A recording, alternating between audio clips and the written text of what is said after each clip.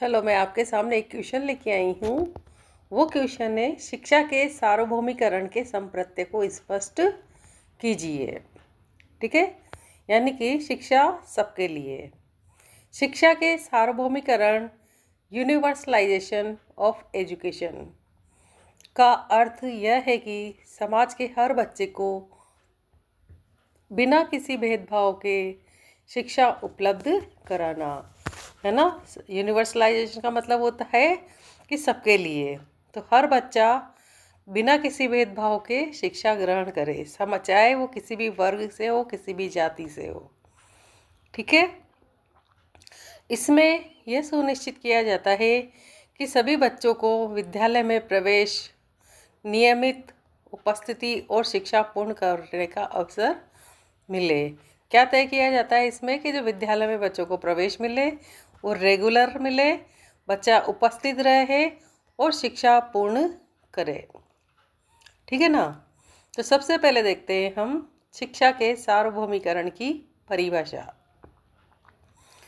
शिक्षा के सार्वभौमिकरण का तात्पर्य है कि निर्धारित आयु वर्ग के सभी बच्चों को निःशुल्क, अनिवार्य और गुणवत्तापूर्ण शिक्षा उपलब्ध कराई जाए। एक तो निःशुल्क हो, क्योंकि हर बालक फीस अफोर्ड नहीं कर सकता। किसी के पेरेंट्स मजदूर होते हैं, किसी के पढ़े लिखे होते हैं, और किसी के कोई ऐसी कंडीशन से होता है जिसके 2 टाइम का खाना भी नसीब नहीं होता।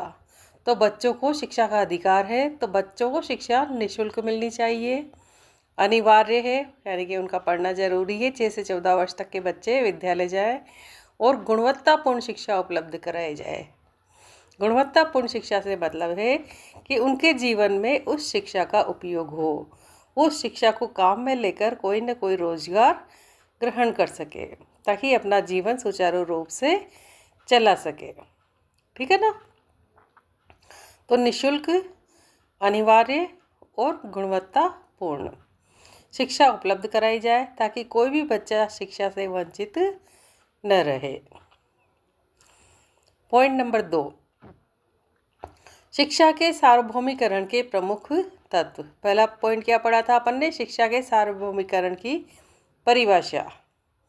ठीक है, अब पढ़ते हैं पॉइंट नंबर 2, शिक्षा के सार्वभौमिकरण के प्रमुख तत्व। नंबर 1, सार्वभौमिक प्रवेश, यूनिवर्सल एक्सेस, है ना। हर बच्चे के लिए विद्यालय तक पहुंच सुनिश्चित करना, है ना। बहुत से बच्चे गांव में जाते हैं, ढाणी में रहते हैं, खेतों में घूमते फिरते हैं, गलियों में घूमते रहते हैं, मजदूरी करते हैं पेरेंट्स के साथ। तो वो हर बच्चा कहाँ तक पहुँचे? विद्यालय तक पहुँचे। इसके लिए उसके पेरेंट्स को तैयार करना, बालक को समझाना, ये सब तय होना चाहिए। तो हर बच्चा कहाँ तक पहुँचे? कि विद्यालय तक हर बच्चा गांव का आ रहा है। गांव-गांव में विद्यालय खोलना। एक गांव में विद्यालय नहीं होता तब भी बच्चे बाहर पढ़ने नहीं जाते हैं। तो क्या है कि हर गांव में विद्यालय होना ज़रूरी है। दूसरी जो बात है वो है सार्वभौमिक नामांकन, यानी कि यूनिवर्सल इनरोलमेंट। सभी बच्चों का विद्यालय में नामांकन करना। नामांकन यानी प्रवेश के लिए नामांकित करना, शिक्षा के लिए उन्हें अनिवार्य ठहराना, उनका नाम लिखना, उनकी हाजिरी रोज लेना, है ना, इस तरीके से। तो उनका जो प्रवेश है, इंट्रेंस है, वो सभी बच्चों का विद्यालय में नामांकन होना ज़रूरी है। कोई बच्चा विद्यालय आने से वंचित ना रह जाए, है ना। सभी का उसमें एडमिशन हो।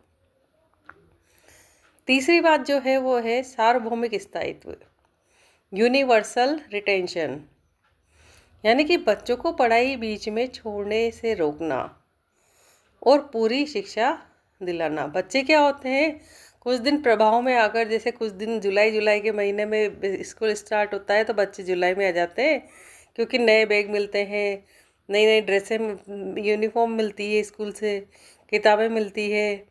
तो वो बड़े शौक में थोड़े दिन तो आ जाते हैं, उसके बाद आना विद्यालय बंद कर देते हैं। तो बालक पूरी तरह से विद्यालय में आए, पूरा सत्र पढ़े, क्लास अटेंड करे, विद्यालय की गतिविधियों को सीखे और पूरी शिक्षा दिलाना। पूरी शिक्षा से मतलब है कम से कम जहाँ तक स्कूल है, 8वीं तक, 10वीं तक, 12वीं तक, वहाँ तक तो बच्चा शिक्षा ग्रहण करे ही सही, और उसे आगे पढ़ने के लिए भी प्रोत्साहित करना। ठीक है ना, मतलब उसको बीच में पढ़ाई छोड़ने से रोकना और पूरी शिक्षा दिलाना। चौथी जो बात है इसमें वो है सार्वभौमिक उपलब्धि, यूनिवर्सल अचीवमेंट। बच्चों को गुणवत्तापूर्ण शिक्षा देना ताकि वे आवश्यक ज्ञान और कौशल प्राप्त कर सके। गुणवत्तापूर्ण शिक्षा से तात्पर्य होता है कि बच्चा जो पढ़ रहा है उसे सिर्फ किताबी ज्ञान ही ना हो, बल्कि जो गतिविधि है, व्यवसाय है या अन्य जो गतिविधियां होती है वो भी उसको वहाँ पे सिखाई जाए। कौशल प्राप्त करना भी उसको सिखाया जाए, है ना। जैसे लड़कियां हैं तो सिलाई, बुनाई, कढ़ाई, है ना, कुकिंग या अन्य चीज़ें लड़कियों को भी सिखाई जाए और लड़कों को भी व्यवसाय करना वहाँ पे सिखाया जाए। जैसे बाल मेला लगाया जाता है तो उसमें क्या होता है कि हर बच्चा अपने अपने स्टॉल लगाता है और उस पर वहाँ पे वो अपना खाने की सामग्री बेचता है। तो वो उससे क्या सीखता है, उससे सीखता है कि मैं एक दुकान लगाकर भी पैसा कमा सकता हूँ, है ना। और भी अन्य चीज़ें हैं, जैसे कंप्यूटर का ज्ञान हुआ, सभी बच्चों को मिले, चाहे लड़का हो चाहे लड़की हो, सभी को कंप्यूटर का ज्ञान मिले, टाइपिंग का ज्ञान मिले और अन्य जानकारियाँ उनको उपलब्ध करवाई जाए और उनको सिखाया जाए।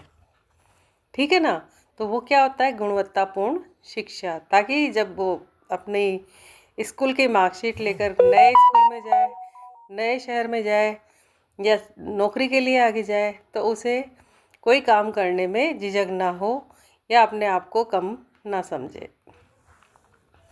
अब है तीसरा पॉइंट। पहला पॉइंट तो क्या था, शिक्षा के सार्वभौमिकरण की परिभाषा। दूसरा था शिक्षा के सार्वभौमिकरण के प्रमुख तत्व। अब लेते हैं तीसरा, शिक्षा के सार्वभौमिकरण की आवश्यकता। सामाजिक समानता को बढ़ावा मिलता है क्योंकि सभी तरह के वर्ग के बच्चे सभी तरह के एक साथ बैठते हैं, पढ़ते हैं, साथ में मिड डे मील में खाना खाते हैं, साथ उठते बैठते हैं, पढ़ाई साथ कर रहे हैं, खेल साथ रहे हैं, तो उनमें समानता की भावना आती है। दूसरी बात है इसमें कि गरीबी और अशिक्षा को कम किया जा सकता है। बालक को पढ़ाई लिखाई सिखाएंगे तो मजदूर का बेटा भी कम से कम कुछ ना बने तो एक क्लर्क तो बन ही सकता है। तो क्या हुआ, उसके जो परिवार का स्तर है वो सुधर जाएगा और अशिक्षा हट जाएगी।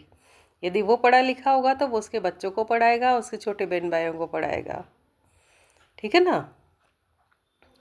देश का समग्र विकास संभव होता है यदि देश का बालक शिक्षित है, पढ़ा लिखा है, तो देश के विकास में योगदान देता है। सभी नागरिकों को समान अवसर प्राप्त होते हैं। जो देश के सभी नागरिक हैं वो शिक्षित होकर अपने अवसर, अपने अधिकारों का उपयोग कर सकते हैं। अब है पॉइंट नंबर 4, भारत में शिक्षा के सार्वभौमिकरण के प्रयास। राइट टू एजुकेशन एक्ट 2009, इसमें है 6 से 14 वर्ष के बच्चों के लिए निःशुल्क और अनिवार्य शिक्षा। 6 से 14 वर्ष तक के जितने बच्चे हैं कम से कम इस उम्र तक वो शिक्षा ही ग्रहण करें, ये उनके लिए कंपलसरी कर दिया गया है। सर्व शिक्षा अभियान, प्राथमिक शिक्षा को सब तक पहुंचाने की योजना। ये सर्व शिक्षा अभियान है जो गांव-गांव में इनके कर्मचारी जाते हैं, जो बच्चों को प्राथमिक शिक्षा तक पहुंचाने की कोशिश करते हैं, उनको विद्यालय से जोड़ते हैं, बालकों को शिक्षित करते हैं, अक्षर ज्ञान देते हैं। ठीक है ना, तो वो सर्व शिक्षा अभियान यानी कि सभी के लिए शिक्षा का अभियान। उसके बाद है mid day meal scheme. Mid day meal scheme इसके लिए चलाई गई है कि बालक जो मजदूर वर्ग से होते हैं उनको 2 टाइम का खाना भी नसीब नहीं होता, तो वो खाने की व्यवस्था करने के लिए मजदूरी करते हैं। तो ये सोचकर मिड डे मील चलाया गया, कम से कम वो बच्चे जब उनको भरपेट खाना विद्यालय में और पोषण युक्त खाना विद्यालय में मिलेगा तो वो भोजन करने के हिसाब से ही विद्यालय में आएंगे ज़रूर।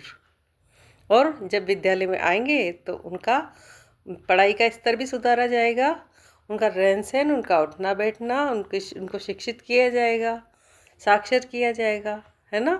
तो विद्यालय में बच्चों की उपस्थिति भी बढ़ेगी और जो छोटे तबके के लोग हैं वो शिक्षा से जुड़ेंगे।